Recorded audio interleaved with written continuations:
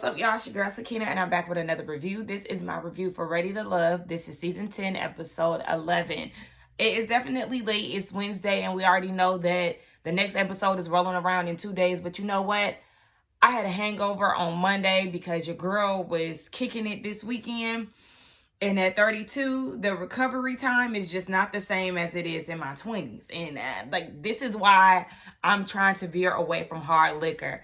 I end up going out. Let me tell you real quick. I end up going out, and on Sunday, I had champagne at me and my friend. We went and ate at a patio.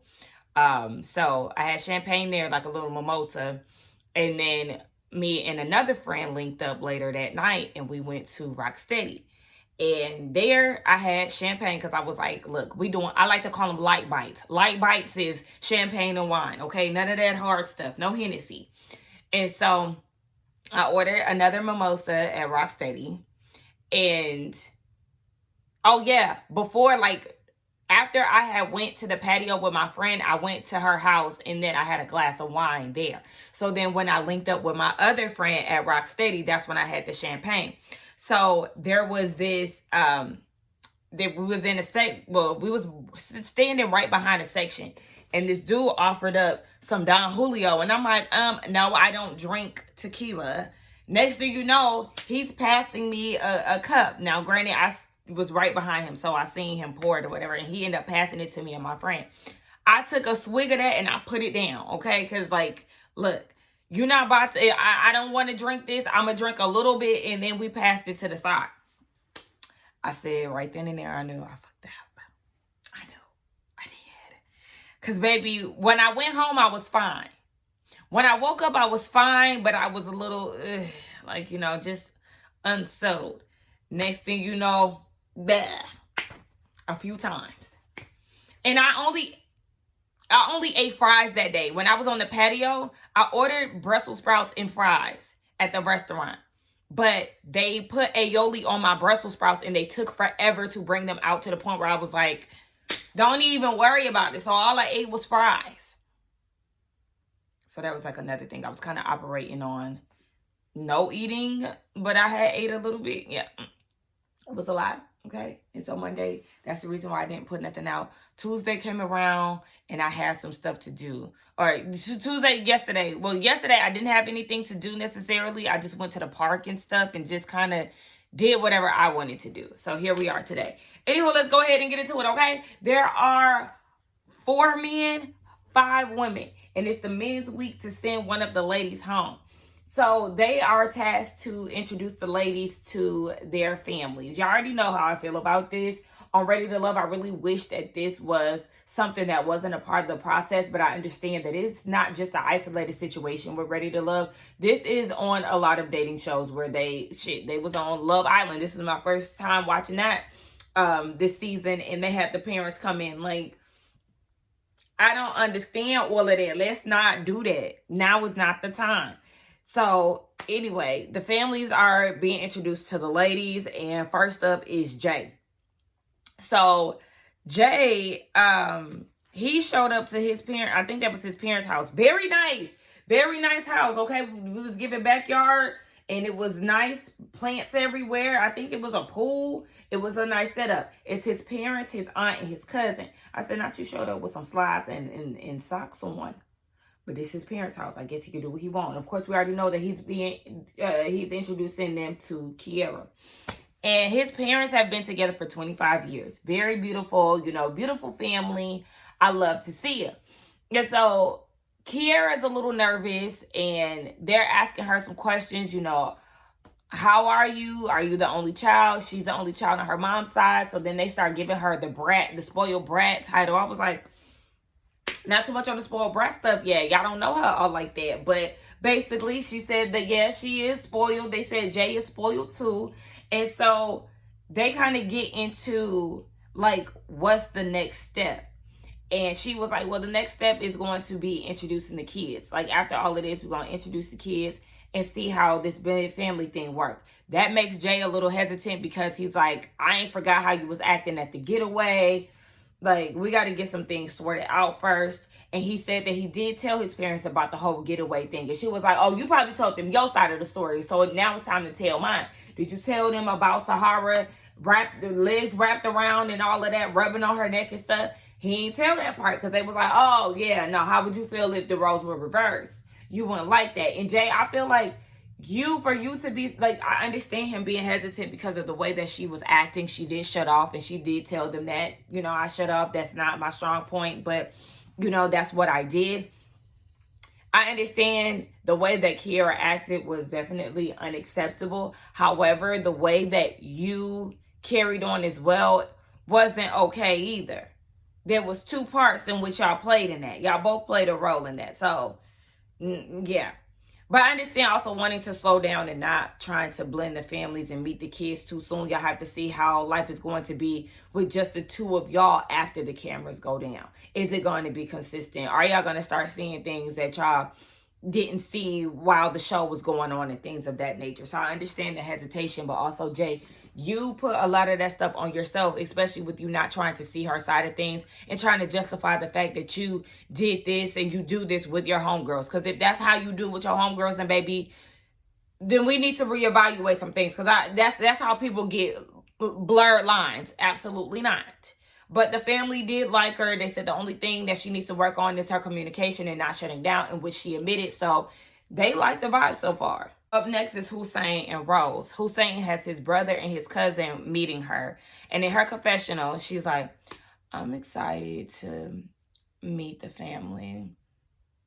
What is up with Rose and this low energy? I just don't understand it.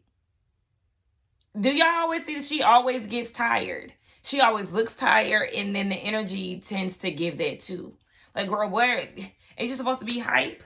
But anyway, she comes in, and they get down to it. She is one of 8 siblings. One of her sisters is her best friend. She's really close to her family.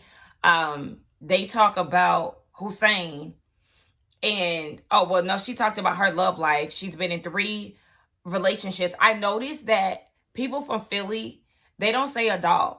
They say adult, as an adult. And I noticed that from watching the Scorpion show. I always used to be like, why do they say adult? Like, what is that?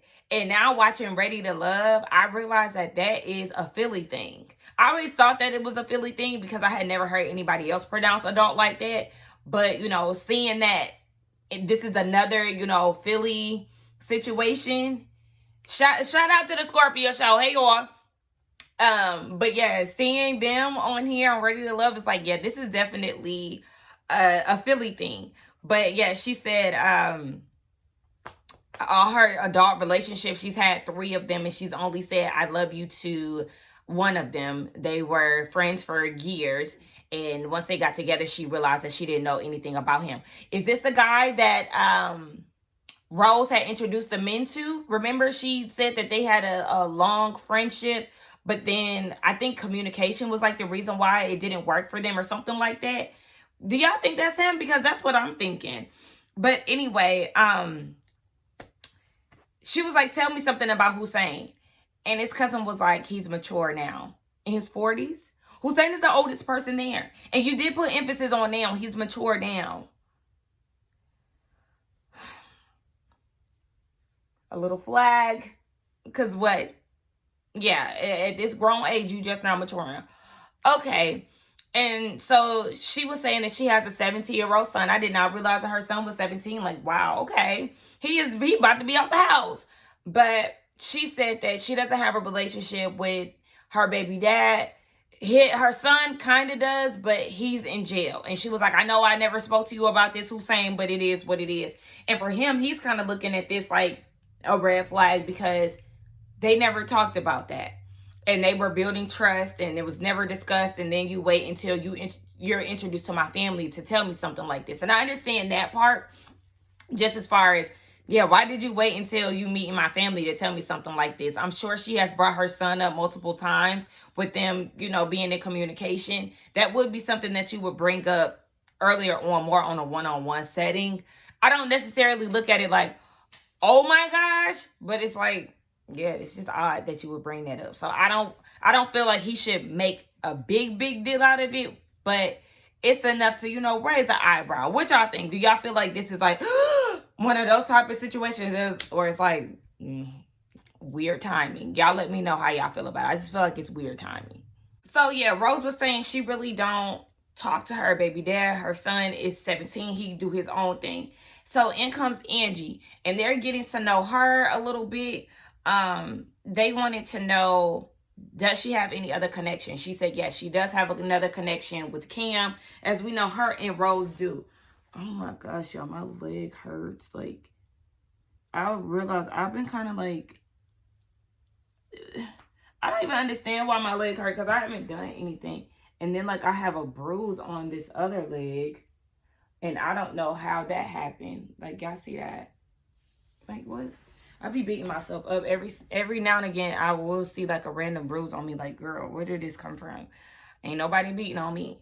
But yes, Cam, they both have his attention or whatever.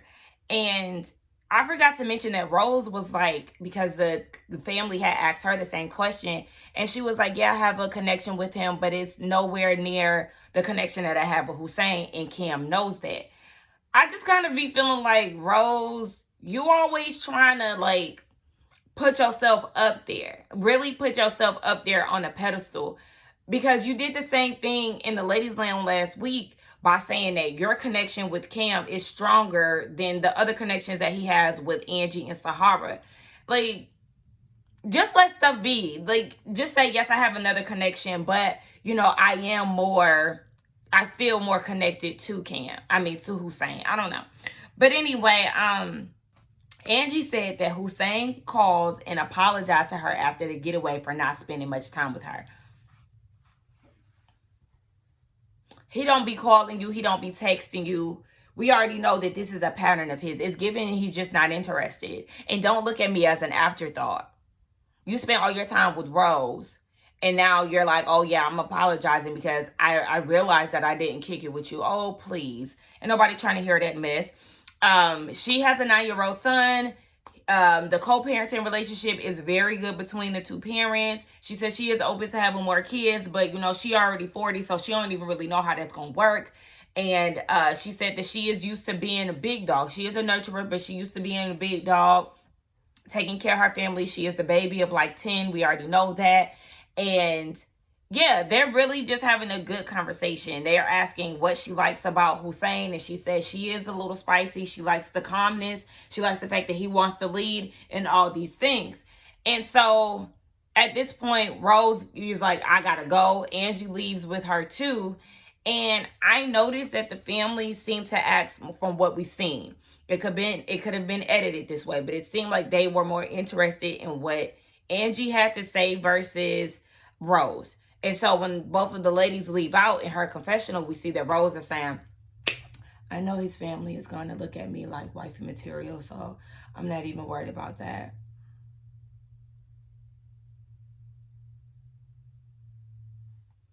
And you was wrong, because guess what? They came in thinking that they was going to like you, but they actually vibed with Angie more. And I knew that out the gate. Soon as Angie started talking in the line of questioning that they were asking, I was like, yeah, they like her more than Rose. Rose was giving low energy, boo. Nah. And yeah, sorry to bust your bubble, but yeah, they're not saying that. You already know what time it is. Cisco and Tay. Time for them to tap dance on my nerves. I mean, granted, Rose already did that, so the nerves are already activated. However, I be trying to see what's going on in the neighborhood, babes. Anyway, Cisco is introducing Tay to his sister. Okay. The sister said that she never met any of his girlfriends before, so she's the first. I said, but he was married. You never met his ex-wife. She was a girlfriend starting off, wasn't she?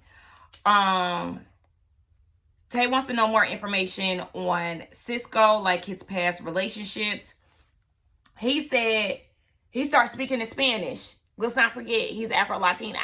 But he starts speaking in Spanish. Don't let her know too much information. Why not? That's what we're here for. And then don't speak another language to where I don't know what you're saying. I don't like that. Absolutely not. Because we get in a relationship, you're going to start sneak dissing me in Spanish. Because I don't understand.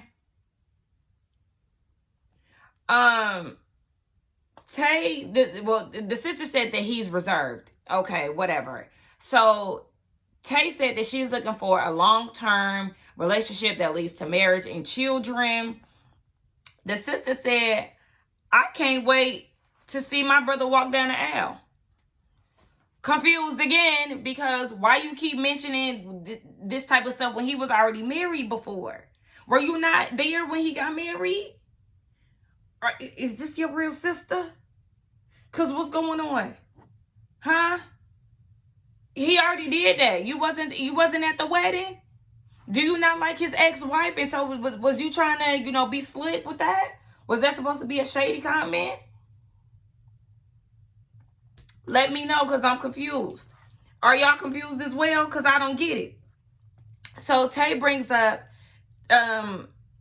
his lack of stability. And I'm like, it's funny how you keep bringing this up. It's funny how you keep bringing this up. You keep bringing this up because you still bothered. But I'm going to need you to sit in this, because this is the choice that you're making, babes. You let stability walk out the door with Khalil. But now you want to keep bringing this up. And I don't like that. And yeah, she brought up the whole stability situation. Cisco in his confessional was saying that basically he is disappointed at her apprehension. And in a perfect world, what he say? In a perfect world, it'll be nice to not prove anything to the person you're building with. You always gonna have to show and prove in a relationship, boo. Like, what do you mean? This how I know. This how I know that you are a resource vampire. Because what do you mean? And then he's saying that and the fact that he thinks that it's disappointing that she still has apprehension is crazy, because what have you done? What have you done?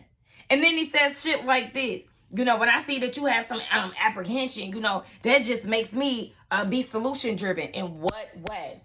In what way? What are you talking about? What are you talking about? What are you talking about? Because you act like you just so motivated. What have you done? We need to know at this point, because this is the elephant in the room. Your lack of stability is the hot topic, boo. So we need to know the steps that you're taking in order for you to be in a better off position. We really need, the deadline is when y'all get to the bridge on the finale. You need to come with a full progress report. Since I've met Tay, I have applied to 10 jobs. I have interviewed for 5. I've made it to the 3rd round for 2, and we're in negotiation for 1 of them. That's what we need. I also got a car. Now, it's not mine yet. I'm using Toro for transportation. That's what we need. I'm renting and borrowing somebody else's car to get us to and from dates and to and from my job interviews. That's what we need. I don't know anybody from Philly that subscribe to my channel. Y'all let me know how y'all public transportation is. Because the only thing that I can see, it being like, he ain't got no car, I guess, is New York. That's the only city that I know that transportate. You don't need no car. Is that the same way in Philly? Y'all fill me in. I don't know. However, you need to be using Toro. Okay? Tay was like, but the thing that draws me into him is just the fact that, he's inspiring. In what way? What has he inspired you? A woman that has her shit together and is stable. In what way has he inspired you? Because all of it got to be personality, if that's the case. You can be inspired by somebody's personality and want to do better. Maybe that's what it is. Because, anything else, he just using words that sound good. Solution-based. Solution-driven. Boy, shut the fuck up. Is you saying that in your interviews? Because if so, you lying. I gotta have fun with this. I gotta laugh at this, because really this shit is pitiful. And the sister about to piss me off yet again, talking about, I like you. And I hope to hear, I hope to get a wedding invitation. Girls, please shut up. Please shut up. She reminded me of Really B with a scepter. But hey, Really B girl. But anyway, let's move on from this. Cam introduces all three of his ladies, Rose, Angie, and Sahara, to his niece and his cousin. I said, oh, is this the niece that he, wanted to live for? If so, that is beautiful. She is beautiful. Both of them are beautiful. I was like, yes, absolutely. So yes, the three ladies are there. Angie was a little, concerned because of the whole getaway situation. And Rose, she feels like Cam has been putting in work since the getaway. So, they're just here to see what he's going to do. So, his family wants to know, with him being a firefighter, like, how would they deal with that? And Rose said that she likes the fact that he's willing to put himself to the side for other people. Angie said that she respects his career, and she said before he leaves, they gonna get it in, and she's gonna tell him she loves him all the time. And Sahara said she's going to be in the parking lot. And Kim was like, AKA stalking, because he had like, what? Be in the parking lot for what? He's working. Okay. And let me say this. We're gonna hold on. They wanted to know more about Cam. They said that he is stubborn, in which Angie had already experienced that at the getaway. And Rose said in situations like that, she thinks everything is funny. And she doesn't want to go to bed mad. Even if they got to get it in, they just gonna, have angry sex. Why do y'all feel like y'all need to tell their family this? Or his family this? I mean, okay, if y'all getting it in, okay. I mean, that's a given. That's what people do in relationships. But why did y'all feel the need to have to say that to his family? I just thought that was weird. I don't know y'all. This is y'all family member. I don't know y'all's boundaries and stuff. So, like, I'm not about to bring up sex. That's just, we grown. We already know what we do. You know what I'm saying? And I'm the only one who kind of was like, why is y'all bringing that up? Anyway, Sahara said that, she gets loud and his calmness calms her down or whatever. All right. The cousin said that Cam used to be toxic in relationships, but he's gotten better over the years. And so at the end of the day, they like Angie. Okay, Angie is the star of the show this episode. They said they know about the whole busting out the window situation, but they feel like they would communicate before getting to that point. Sahara is just like a familiar person that he's dealt with in the past. So they feel like he would be repeating a pattern if he went down the road of choosing her. What is this? Oh, him and Sahara going on a date? Okay. But anyway, yeah, like, child, Rose thought she was going to be top on both of these situations. I already know that. And you see where your pick-me-ness comes from? It gets you nowhere, okay? You still ain't nobody's first. But go ahead. Cam takes Sahara out on a date. Despite what his family is saying, he wants to get to know her a little more and things of that sort. So he takes her out. He brings her a gift. It's really nice. And he wanted to see what the future will look like for them. Like, what does she think? And she's like, I think the whole family situation and all of that, I already feel like achieve goals. This is the stuff that she's saying. But this is also very basic responding. So I feel like when it comes down to relationships and like seeing eye to eye with someone, I feel like you have to give more detail when it comes down to this. Mind you, I'm not the best communicator when it comes down to, speaking to men. Sometimes I do kind of be like, whatever. But I also have to be interested. But anyway, I feel like when you are trying to see your future with someone and they're asking you, what is it that you see? I feel like more detail has to be put into it. Such as, you're saying things like, I see, us achieving goals together. Maybe something along the lines of, I see how driven you are. And I know that in X amount of years, you want to open up this daycare for your community. And I absolutely love that. I know that I can, contribute to that because I used to babysit my daughter. babysit your daughter, babysit my cousin. And, you know, at work, I used to, you know, meet deadlines, and I could really see us doing this together and really executing it. I don't know. Like, I'm literally just freestyling off the top of my head, but I just be feeling like there needs to be more detail in the responses so you can know where y'all match up, where y'all meet up at. Like, are y'all understanding what I'm saying? Because just saying achieving goals, it's not okay. All right. I know you want to be a father. We talk about the whole family thing. I know you want to be a father. I love seeing the way that you are with your niece. I admire the fact that you even want to still be around for her. That's admirable. And I feel like you would be a great father because this is something that you actually want to be. You don't just want to create a family unit. You want to be fully immersed, fully engulfed in, you know, raising a child and blah, blah, blah. And I'm the same way because I don't have a close relationship with my mother. So I always wanted to give my child what I never had growing up. You feel what I'm saying? We got to get some details in here so we can really see where we align, where we connect. Because you just saying family and achieving goals, it's not enough. It's not enough.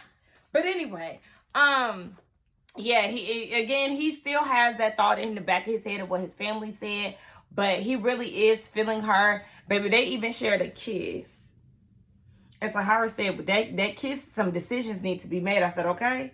I don't really like how the ladies keep telling him you need to make a choice because it's obvious, but then at the same time, because you keep playing, I'm about to make my own choice because y'all putting too much power in his hands. Baby, I'm about to make the choice for you. Actually, I'm about to self-eliminate. Bye.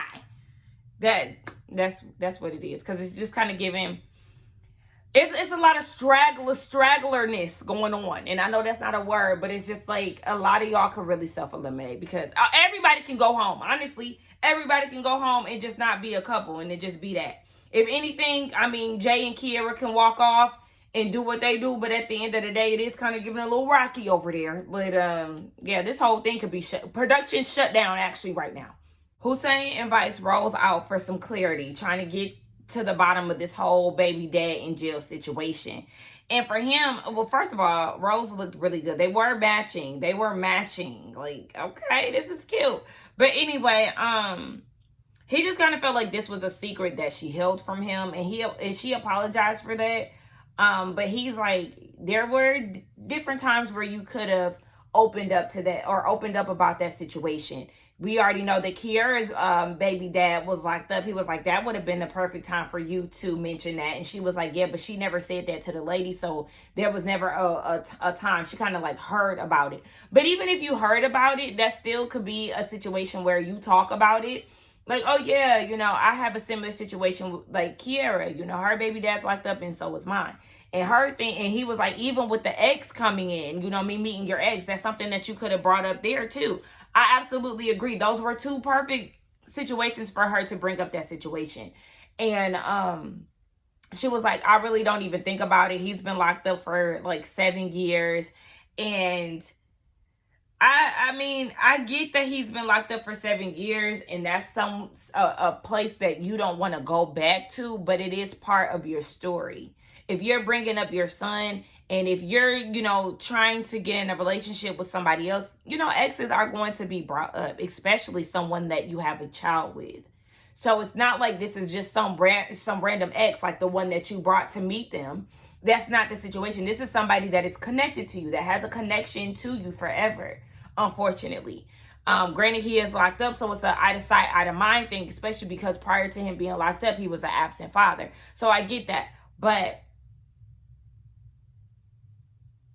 this is something that you would, you know, that you would typically speak of, because if it was the other way around, and if Hussein never talked about, you know, the mother of his child, it will usually raise a red flag for women typically. But anyway, I just kind of feel like, Rose, you present yourself as just this picture perfect person, even down to your ex, you know, speaking highly of you, and which is fine. There's nothing wrong with that. But it's like you kind of leaving stuff out, sis. Like, what's up with that? Like, just say that he in jail and keep it moving. But she was saying that because that was such a hurtful part of her past, she don't really like to bring it up. I get it, but also just say that he in jail, girl. Like, I get it, but yeah, he in jail. I don't fuck with him. Next. She also felt like Hussein was just trying to catch her in a lie. And like I don't think he was trying to necessarily catch you in a lie. For him, again, he just felt like it was bad timing. Like, damn, you wait until you meet my family to say something like this. And I don't even know. I didn't know nothing about it. Like, yeah, he just kind of felt blindsided. But they moved past it. You know, she was emotional about it or whatever. But they got past it. Okay, yeah, just be more forthcoming. That's it. But because Hussein was like, you know, it's kind of given that he doesn't, I forgot what he said exactly, but it's like, it feels like he might step back from her now. So I'm feeling like Angie is about to come out on top. It might be Angie and Hussein at the end. Jay, Kiera, Cam, and Sahara. And who else? Oh yeah, Tay and Cisco. Right, we down at the men's lounge or the vault, whatever they call it. They be changing it up. And so, you know, they're getting the rundown of how everybody's experiences were going. The only thing that really stood out to me was, well, we know that Cam is in between on who he wants to choose when it comes down to the women. You know, he sees something in Sahara. His family feels like that's something that's familiar from his past. And Tommy posed a good question. But do you feel like Sahara could be the better part of your past? And even Cisco chimed in and was like, yeah, because when you talk about Sahara, you speak very highly of her. And so I like the fact that they were, you know, highlighting the good parts of Sahara, despite the family being apprehensive about him choosing her. They really see them together, and they would really know more insight on how Cam and Sahara actually bond. So I do like the fact that they were pretty much advocating for her rather than being like, yeah, hell no, your family said it's done, it's done. And again, they got into the whole Cisco and Tay thing and how she feels about his past and all of that. And if she's impulsive, and if anything were to go left, you know, in the future, how would she react to it? Oh, please, how would you react in crisis, Cisco? Let's pose that question to you, Mr. Solution Driven. How you gonna save the day? Anyway, they also talk about Hussein and him finding out about Rose's baby dad. Even Tommy was like, I mean, the whole Kiera thing, like, she could have brought that up then. And he was like, exactly, that's what I was saying. And Jay was like, maybe, I think it was Jay who said that, maybe because of how people thought about the whole Kiera thing, maybe Rose kept that in the tuck because she didn't want to be judged or whatever the case may be. And Cam didn't even know this. So, yeah, he just finding this out while Hussein is telling this. And for Hussein, he said that this is a deal breaker. You're chopped. You're chopped, sis. They don't want you. When they were trying to figure out who Cam was going to pick, Hussein and Cam was both like, my family, the families are feeling Angie.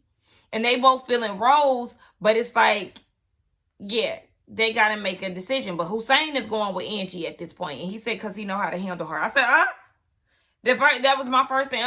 What do you mean? But anyway, that doesn't necessarily mean that it's negative, but it definitely was a little jolting hearing him say he know how to handle her. Cam is not sure, but he was like, at the end of the day, at the getaway, she was definitely closer to Hussein. You don't like Rose like that. It should not even be that hard. You like Sahara, period. And that's all it is. Rose is going to try to change you into a Christian man. She already buying you button-ups for church. Like, no. No. It's very obvious who the choice needs to be. I will say, though, Cisco, you got some points. You got some points when it comes down to it. Because you were like, despite all this that's going on with Rose, you owe her the conversation. You know, have the conversation with her. And, you know, don't don't judge her for her past. And I'm like, you don't want nobody judging you for your past. That's the reason why you saying this. But at the end of the day, what he's saying is right. He is definitely saying, give her the opportunity to speak for herself and explain the situation versus, going into it and, sending her on her way, because that's not fair. Cam goes and has a conversation with Rose for clarity. Look, I feel like I've said that a few times. And yeah, he just wants to know where he stands, because at this point, Hussein is done with her. So Cam is her only connection. So they go out and have dinner or brunch. In her confessional, Rose said that she doesn't feel the need to tell Cam about her baby dad. And if he wants to know, then he can bring it up. So the lesson wasn't learned. Like, you didn't feel like you owed your other connection that? I mean, at this point, she knows that he knows, because obviously they, talked about it in the vault. But you didn't feel the need to bring that up? Okay, that's already a problem within itself. And Cam did bring it up. And he said, and she said that she doesn't feel the need to apologize. She's not apologizing. She has nothing to hide. She's always been raw and uncut. So if you've always been raw and uncut and you have nothing to hide, then why are they just now finding out about your baby dad? Again, I'm sure the topic of your son has always has been brought up. But even with Hussein, when he went out to dinner with her, in his confessional, he was like, was I not asking the right questions? Maybe you weren't asking the right questions. Maybe, have you brought up the baby dad? Because, I mean, it was, in hindsight, it was easy for her to just respond to your brother when he asked about it. She gave the answer. So, I mean, did you not ask about the baby dad? Did any of y'all ask about the baby dad? Because we've heard that Angie introduced some of y'all to the baby dad. Kiara said that hers is in jail. I'm trying to think about anybody else who has kids. Maybe the other women don't have kids. But yeah, maybe I wasn't asking the right questions at the same time. But again, it still doesn't take away from the fact that Rose could have brought that part up for sure. Yeah, the whole I have nothing to hide, I'm raw and uncut. Okay, girl. And then she says she feels like they're questioning her loyalty. Girl, bye. Bye. Then she said that she tried to hit it Uno reverse on Kim. Well, you talking about I'm withholding information, but you were too. And I was like, girl, where you getting at? She said at the getaway, he knew that she was sharing a room with Hussein, but she didn't know that he shared a room with Sahara. I didn't know that either. However, girl, no. This is not that.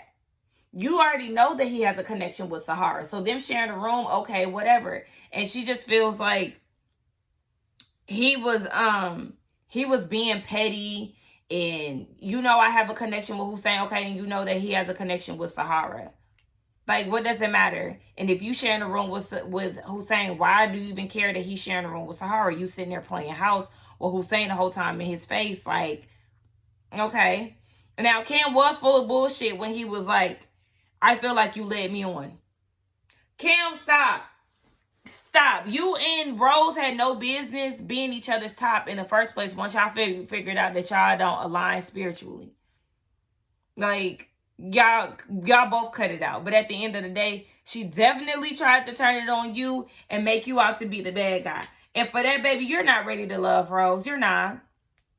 And she's shocked. She's hurt. She's disappointed in Hussein. She's crying in her interview.